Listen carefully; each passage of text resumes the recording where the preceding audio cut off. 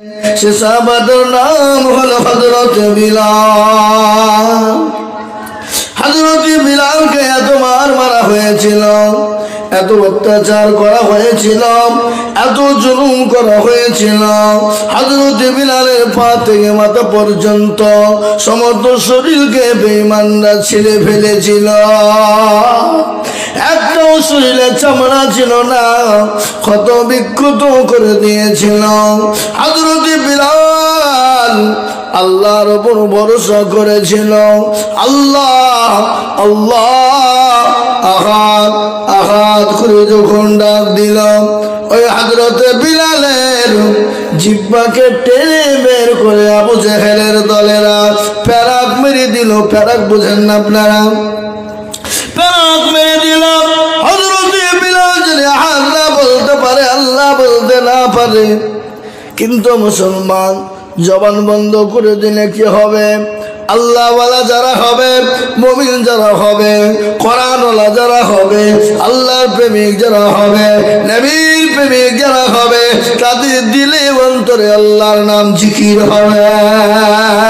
হবে কিনা যারা বলুন? হবে কিনা? হে মুসলমান, হযরত বিলাল আল্লাহ নবীর জামানায়, বিশ্ব নবীর জামানায় তিনি মদিনা মসজিদে আজান দিতেন। নবীজি দিন দুনিয়া থেকে বিদায় হয়ে গেলেন, দুনিয়া থেকে চলে গেলেন। হযরত বিলাল আবু বকরকে ডাক দিয়ে বলে, আবু বকর আমাকে বিদায় দাও, আমাকে বিদায় দাও। আবু বকর বলে, কেন রে বিলাল, তুমি বিদায় নিয়ে চলে যাবা? বলে, আমাকে বিদায় দাও, আমি মদিনার মসজিদে আর থাকবো না। হযরত বিলাল চলে গেলেন, দামেস্কে চলে গেলেন। ও মুসলমান, বড় কাহিনী, লম্বা কাহিনী। হযরত বিলাল একদিন, দুদিন, 1 মাস, 1 বছর কেটে যায়। আল্লাহ নবী বিলালকে স্বপ্নে বলে, বিলাল রে, আয় রে বিলাল, আমাকে কি ভুলে গেলি? আমার কবর জিয়ারত করবি না রে বিলাল? হযরত বিলাল নবীজির স্বপ্নে নবীজিকে ডাকলেন, নবীজি বিলালকে ডাকলেন। কত বড় আশিক, কত বড় নবীর প্রেমিক হলে বোঝা যায়। আল্লাহর নবী স্বপ্নে ডাক দিয়ে বলে, বিলাল আয় রে বিলাল আয়। ও বিলাল, আমার কবরটুকু তুই জিয়ারত করবি না রে বিলাল? হযরত বিলাল তিনি আসলেন, দামেস্কে পাড়ি দিয়ে তিনি এলেন, মরুভূমি পাড়ি দিয়ে তিনি এলেন। এখন তো আমাদেরকে ডাক দিনে কেউ আসতে চায় না, তাও তো হাঁটার প্রয়োজন হয় না। এখন আলেম ওলামাকে আমরা যদি ডাক দিই, আলেম ওলামারা যদি ডাক দেয়, আমাদের গাড়ি ঘোড়া হাঁটার প্রয়োজন নাই, তাও আমরা চাই না।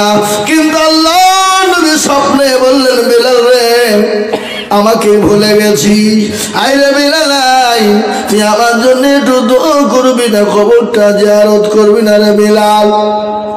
হযরত বিলাল দামেস্ক থেকে মরুভূমি পাড়ি দিয়ে তিনি মদিনায় এলেন। সমস্ত মদিনার মানুষ খুশি হয়ে গেল, বিলাল এসেছে, বিলাল এসেছে। মদিনা ভরপুর হয়ে গেল। হযরত আবু বকর সিদ্দিক, হযরত আলী, হযরত উসমান, সমস্ত সাহাবারা জমা হয়ে গেলেন। হযরত ওমর এলেন। হযরত আবু বকর ডাক দিয়ে বলে, ও বিলাল, কতদিন তোমাকে আজান দিতে দেখি নাই, মদিনায় তুমি কতদিন আজান দাও না রে বিলাল? ও বিলাল, তুমি আল্লাহ নবীর মসজিদে নববীতে আজানটা দিয়ে দাও। হযরত বিলাল বলে, আজান দিব না। বলে, আবু বকর গো, আমি আজান দিব না। আমি আজান দিলে যদি নবী আসে, তাহলে আমি আজান দিব, আর আজান দিয়ে যদি নবী না আসে, তাহলে আমি আজান দিব না। আল্লাহ নবী হযরত বিলালকে বেশি ভালোবাসতেন। বিলাল নবীকে নিজের জীবনের দিকে বেশি ভালোবাসতেন। কেন জানেন? আল্লাহ নবীর সাহাবা হযরত বিলাল উবাই ইবনে খলবের বাড়িতে তিনি চাকরি করতেন। উবাই ইবনে খলব কাফের, বেঈমান। হযরত বিলাল তার বাড়িতে দাস ছিলেন, দাসী ছিলেন, তার বাড়িতে কৃতদাস ছিলেন। কৃতদাস বোঝেন না? এখন তো আমাদের দেশে কৃতদাস নাই, সে দেশে সেই সময় সে জামানায় কৃতদাস ছিল। হযরত বিলাল প্রচন্ড জ্বর, প্রচন্ড জ্বর, উঠতে পারে না, তরতর করে কাঁপে। কিন্তু তার যে মালিক ছিল, যে মালিক ছিল ওবা এমনি খান, কিন্তু তার উপর অত্যাচার শুরু করে দিল বিলালের উপরে। বিলাল বলল, মালিক আমি তো উঠতে পারি না, আমার শরীরটা বড় খারাপ, আমার প্রচন্ড শরীরে জ্বর। ওগো আমার মালিক, আপনি আমাকে কোনো একটু সময় দিন, আমি শরীরটা সুস্থ হয়ে যায়, তারপরে আমি আপনার সমস্ত কাজ করে দিব। হযরত বিলালের উপর অত্যাচার শুরু হয়ে গেল, জুলুম হয়ে গেল। বিলালকে তার চুলকে টেনে টেনে টেনে চুলগুলা ছেড়ে দিল। চুলগুলা ছেড়ে দিল, তাকে থাপ্পড় মেরে হাত পা তার কেটে দিল, শরীর কেটে দিল, চুল সমস্ত চুলগুলা তুলে নিল। কিন্তু আল্লাহু আকবার ঘটনা শুনলেন, হযরত বিলালকে বাড়ি থেকে বের করে দিলেন। প্রচন্ড গায়ে জ্বর, রাস্তার মাঝখানে বসা। কত মানুষ আছে বিলালকে জিজ্ঞাসা করেন, কত মানুষ আছে বিলালের দিকে তাকায়, কত মানুষ আছে বিলালের খবর নেয় না, বিলালের দিকে তাকায় আর চলে যায়। আজকাল রাস্তাঘাটে আমাদের ঘটনা দেখবেন, গাড়ি ঘোড়া যদি অ্যাক্সিডেন্ট হয়, মানুষ যদি অ্যাক্সিডেন্ট হয়ে রাস্তায় পড়ে মারা যায়, আমরা আপনার বাঁচানো বাদ দিয়ে আগে সেলফি তুলতে ব্যস্ত হয়ে যায়। যেন বলুন ঠিক কিনা? সেলফি তুলতে ব্যস্ত, আগে সেলফি নিয়ে পাবো, আগে সেলফি তুলছেন। আমাদের ইসলাম বোধানা, আমাদের রানীনগর থানার মিডিলে একটা মারাত্মক অ্যাক্সিডেন্ট হয়ে পড়ে আছে, আপনারা লাইভ দেখেন। মানে ওর ভিউজ বাড়াতে হবে, কি কথা বুঝতে পারলেন না? ওর ভিউজ চাই, ওর কি বলে ডেটা চালাতে হবে, বেশি ইনকাম হবে, তার জন্য মানুষ বাঁচানো বাদ দিয়ে আগেও ভিডিও করতে রাজি, ব্যস্ত বেশি। এটা আমাদের সামনে অনেক ঘটনা দেখেছি আমরা। মুসলমান ও হযরত বিলালের কাছে আসে, বিলালের দিকে তাকাই, বিলালের কোনো খবর নাই না, চলে যায়। কিন্তু দয়াল নবী,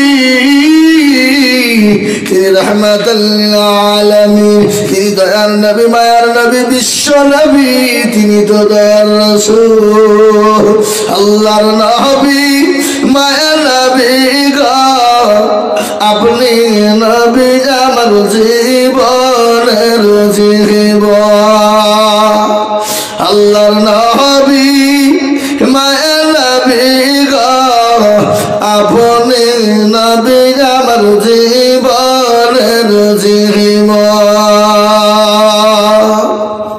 আপনি আমার জীবন সাথী, অন্ধকার কবরের বাতি, আপনি হইলেন নির্দুনিয়ার ধর।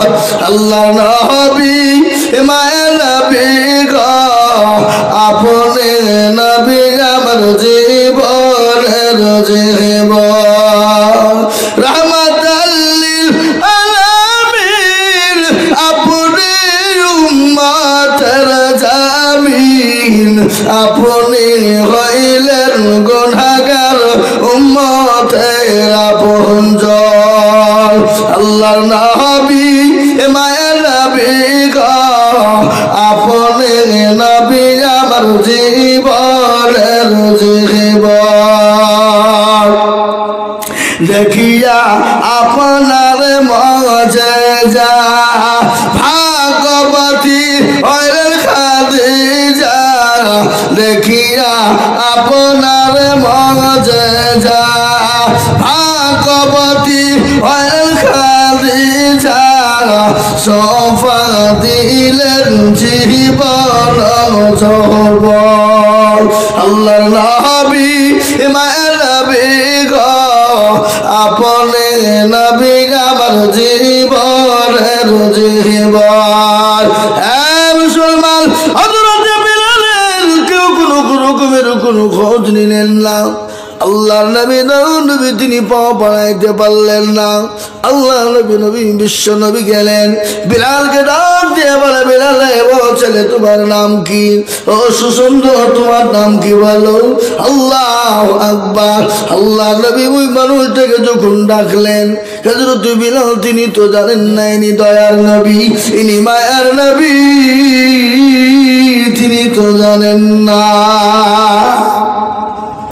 বিশ্ব নবী গেলেন, হযরত বিলাল খবর নিয়ে বললেন, ও ছেলে অবস্থা কেন?